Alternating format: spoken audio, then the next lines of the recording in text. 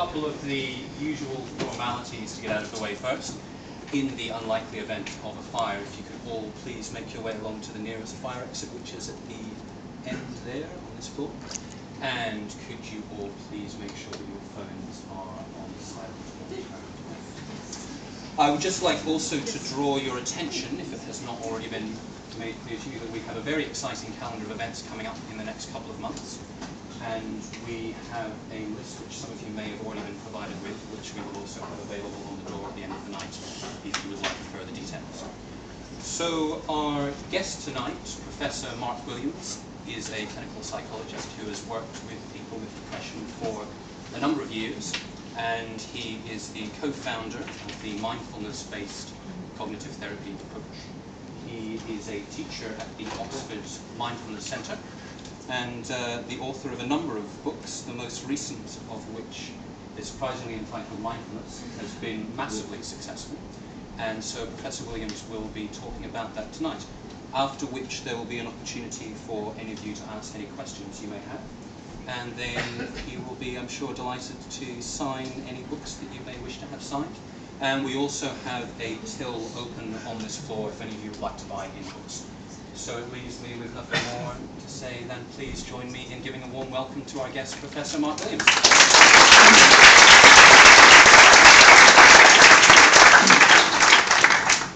So this is one extra spare chair now. I'll put that there. If nobody takes it, I might bag it later. Is that interfering with the left? So, well, what I'd like to do tonight then is I've been invited to talk for about half an hour, and then to have question and answers, and then I'm told the shop never shuts tonight. I actually came in yesterday morning by mistake. The door was open. I thought, well, this is early. Blackwell's to be open, but maybe they opened early on whatever day it was yesterday. It was Wednesday, I think. And I wandered around, and then had to be chucked out by somebody who said, "Are you a customer? We're not open yet." So I ended up back on the street. But it's lovely to be here. And normally, if I'm here, I'm sort of sipping coffee, looking at an amazing view of Oxford ancient buildings. It's nice to be here and to be talking about mindfulness. Thanks to the staff at Blackwell's who've made this possible, and presumably they moved all the chairs as well, and somebody will have to do it all so that people can drink coffee again here tomorrow morning. So thanks very much to you all. Well, in this time available, perhaps we could just talk about some of the main things that mindfulness is doing in the world. First of all, what is it? Secondly, welcome. What is mindfulness? And then why is it of creating such an interest, it seems? It's not new, but and I'll go through a bit of the history, but why is it creating such an interest? And particularly, how did I get into it? Well, through depression. And so I wanted to do some of the rationale for why mindfulness is helpful for people who get recurrently depressed, and talk a bit about the changing patterns that we see in the data on depression that calls for some new approaches other than the traditional approaches that we've got used to, either medical or psychological approaches. And then go into some of the new psychology of depression that's helping us understand not just the biology and the changing nature of depression, but also how we can understand why it is that depression, when it comes, it keeps coming back. And when it comes back, it often escalates. It doesn't have to, it's not essential, but it often does. What do we understand about the mind that lets us know what that is about? Not only depression, but other emotional disorders that tend to get caught up in its wake. Depression hardly ever comes alone. It brings anxiety, sort of night terrors sometimes sort of obsessional type symptoms, compulsive symptoms, sometimes panic disorder. They tend to accumulate around depression. Why does that happen? And then, well, how might mindfulness help? That would be the last thing. So here we go. I mean, one of the things that's interesting about mindfulness is it comes from a very ancient Pali word, the language in which the ancient Buddhist texts were written down. It comes from a Pali word just meaning awareness. Originally, memory or non-forgetfulness in the Sanskrit version of it. So it comes to mean, in the Pali, in the way that the early Buddhists use it, awareness, and not just awareness in general, but a sort of intuitive, direct knowing, sort of compassionate knowing of what was going on with yourself in the inside world, as it were, the weather patterns in your mind, and in the outside world. And you'd see, the idea was that if you could see these really clearly, then that would liberate us from a lot of the extra suffering that we impose on top of the inevitable suffering that comes to us anyway by just being human. This aspect, mindfulness aspect, wasn't really known in the West until relatively recently. We know the 1950s there was a wave of sort of interest in Zen, which came to the States and Europe in the 1950s. In the 1960s, a great interest in TM, Transcendental Meditation, and that the craze for it came and went, but left a lot of people still meditating and getting a lot of long-term benefit from TM. The research trials are only now beginning to demonstrate that those who have a long practice actually get enormous health benefits from doing long transcendental meditation. But rather more silently crept into the West something called insight meditation or mindfulness meditation.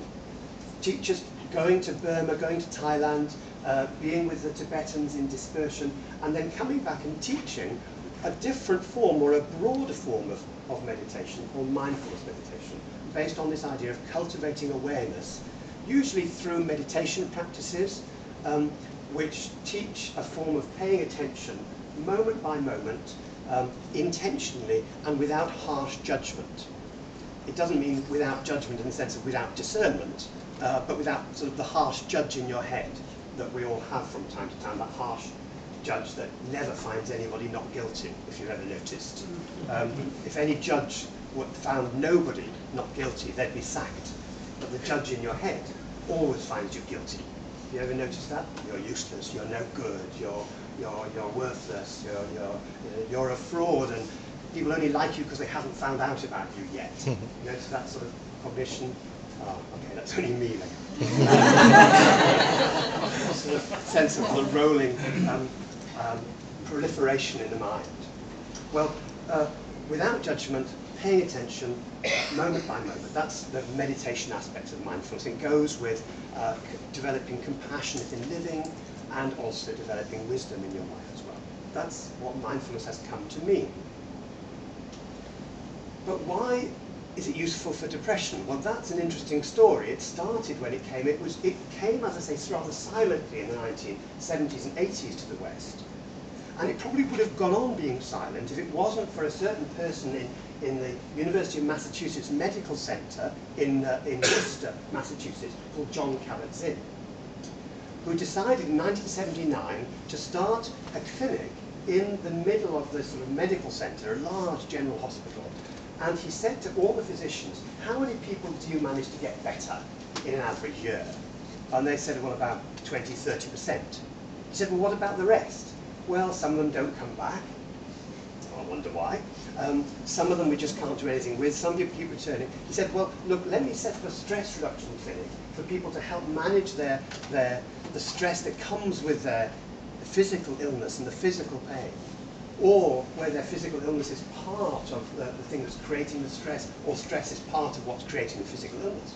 Just send me all the people you can't help and we'll just see. We'll do stress reduction, we'll do yoga, I'll teach them meditation. And because the physicians didn't have anywhere else to go, they started referring them to Jon Kabat-Zinn. And he was a rather unusual guy. He'd had a molecular biology training, he'd done some anatomy teaching, and he was a yoga teacher.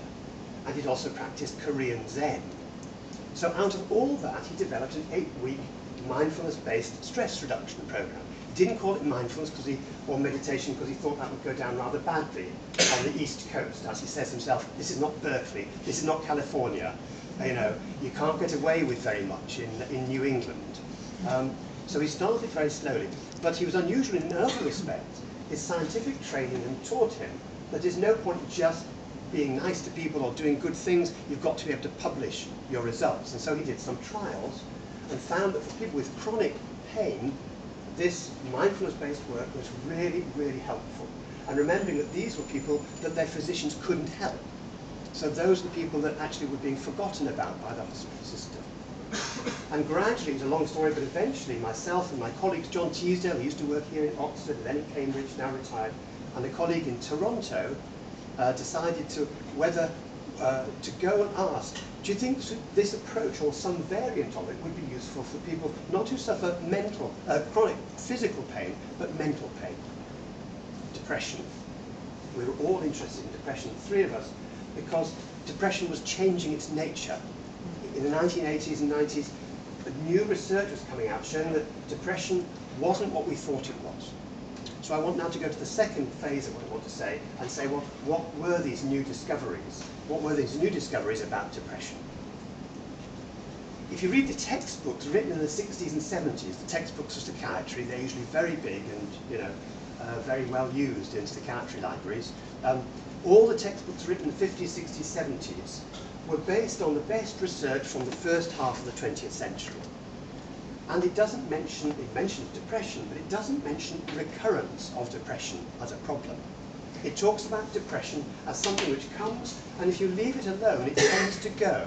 It tends to be an episode, and then it naturally gets better after about 6 to 9 months. And certainly that is one of the patterns you see.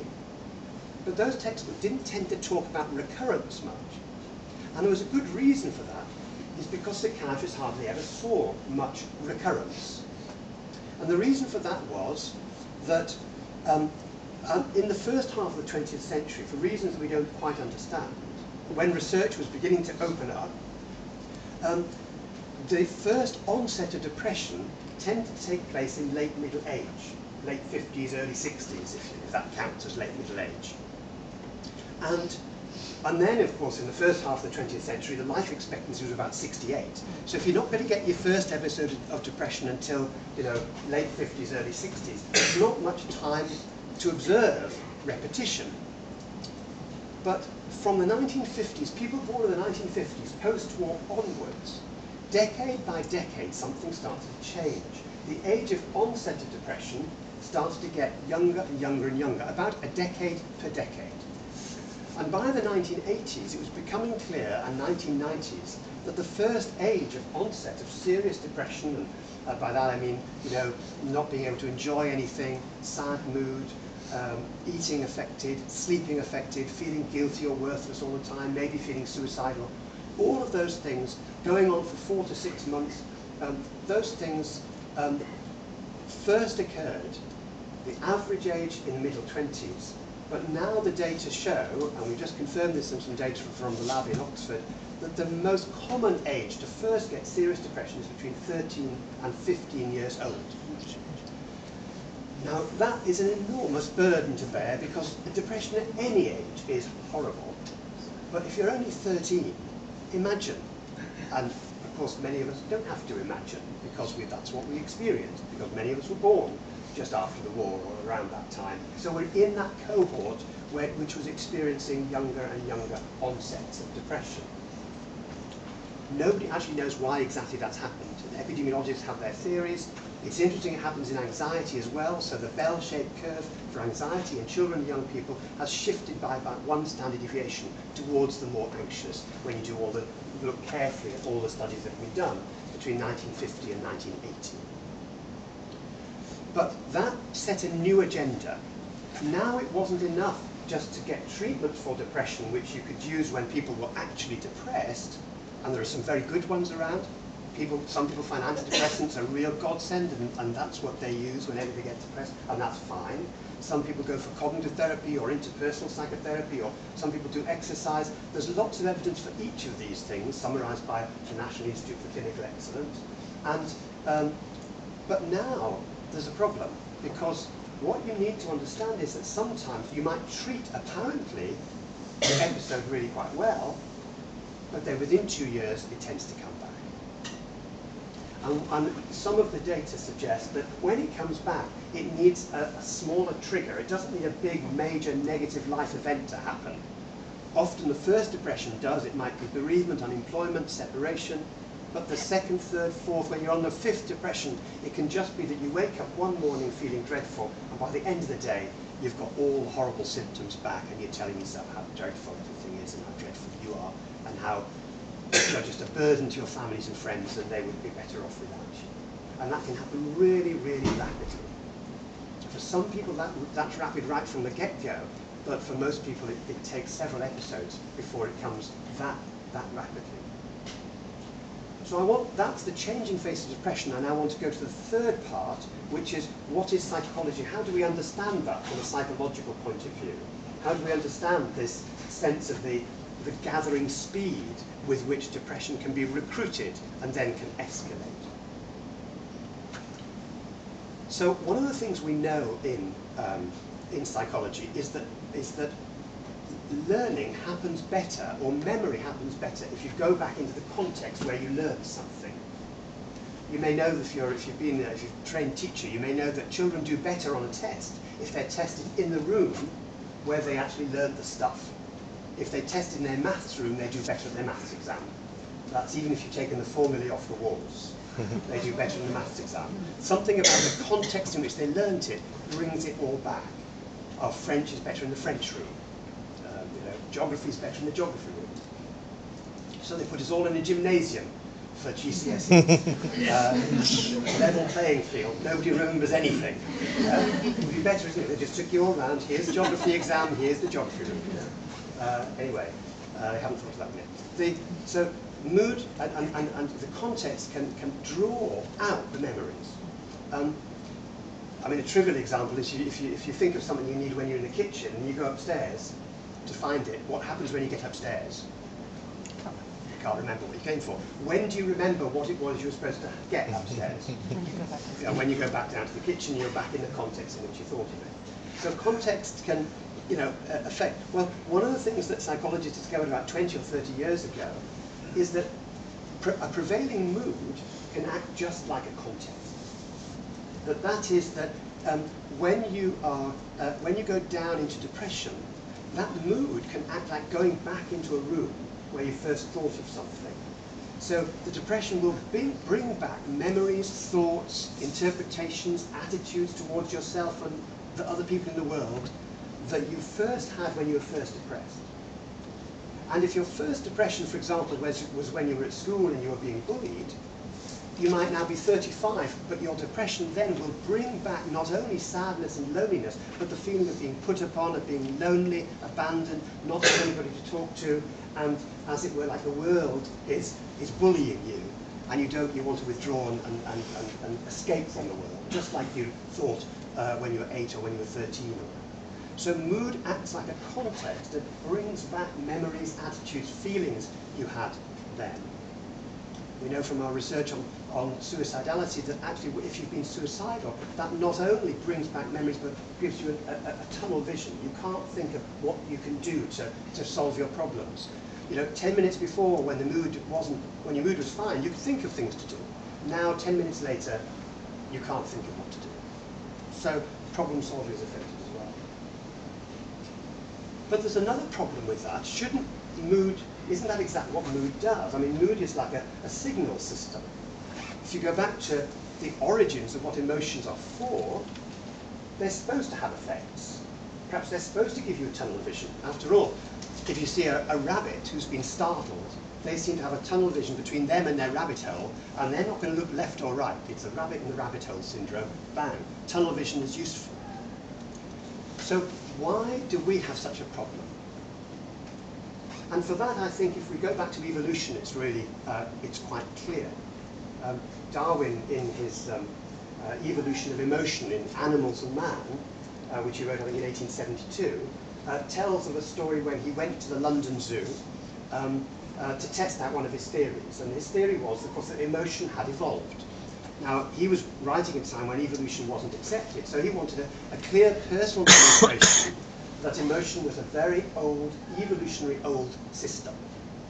And so he put himself in London Zoo, and he went to the reptile house and put his nose up against the plate glass, on the other side of which was a puff adder.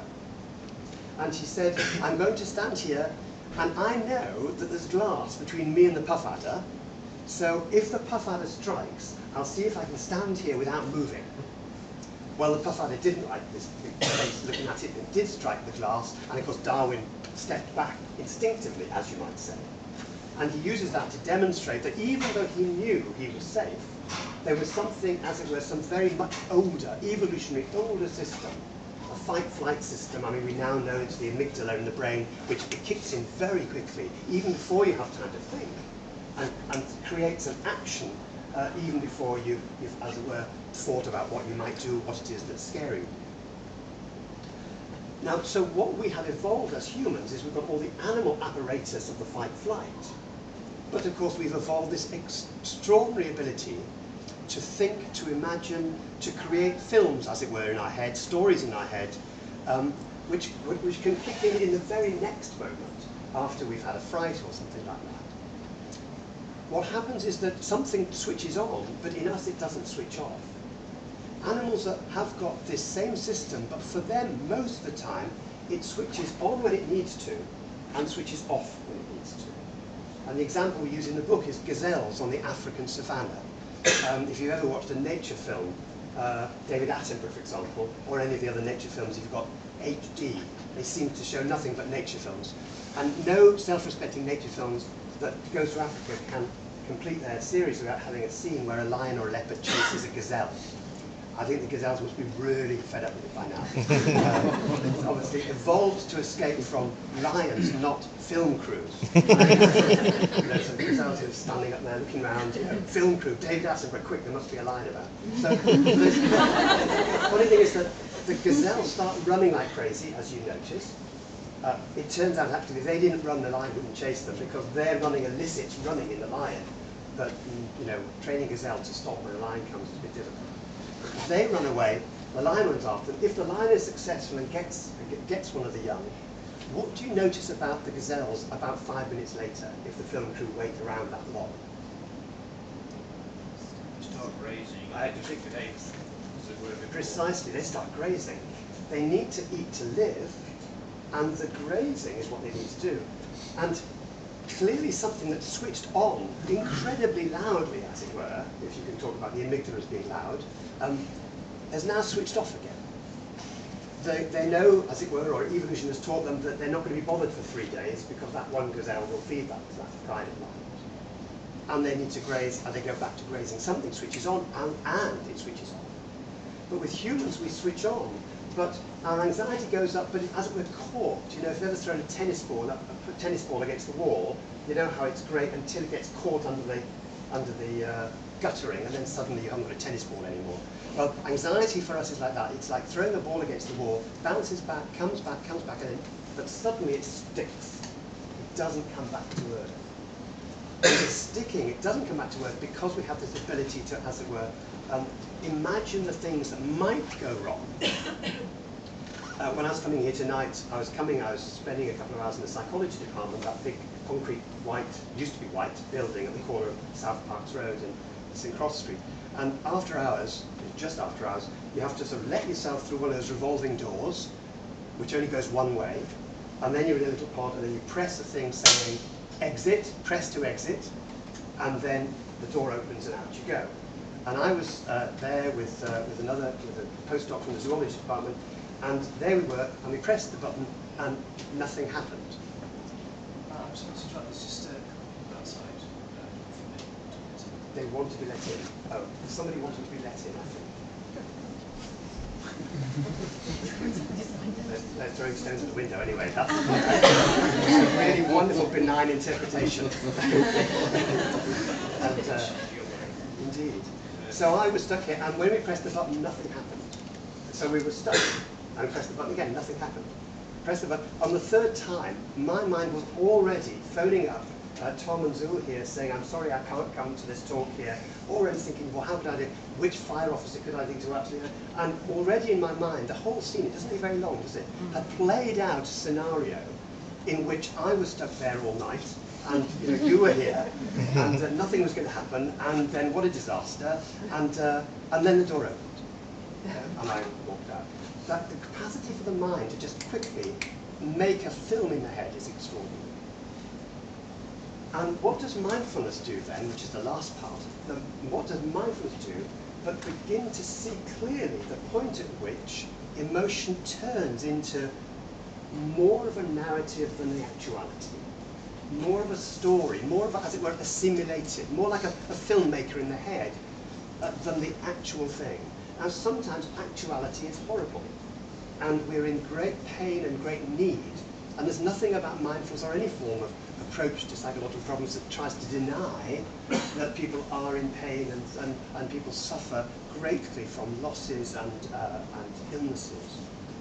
But it's incredible to notice that actually if we observe our mind, there's hardly any aspect of our life that is so bad that this story in our head can't make it worse. For example, if we get depressed, then we blame ourselves for everything. And there might be good reasons for being depressed, but we blame ourselves for everything, and that can spread and spread and spread. So mindfulness is an attempt to cultivate and nourish the ability to see the patterns of the mind. It's not about clearing the mind, but seeing its patterns. And rather than actually just go on talking about mindfulness, do you want to actually do a 3-minute meditation? Would that be okay? Okay. Well, I heard enough okays to go ahead. So look, if you don't want to participate, that's fine, because the thing about meditation is nobody knows if you're not doing it.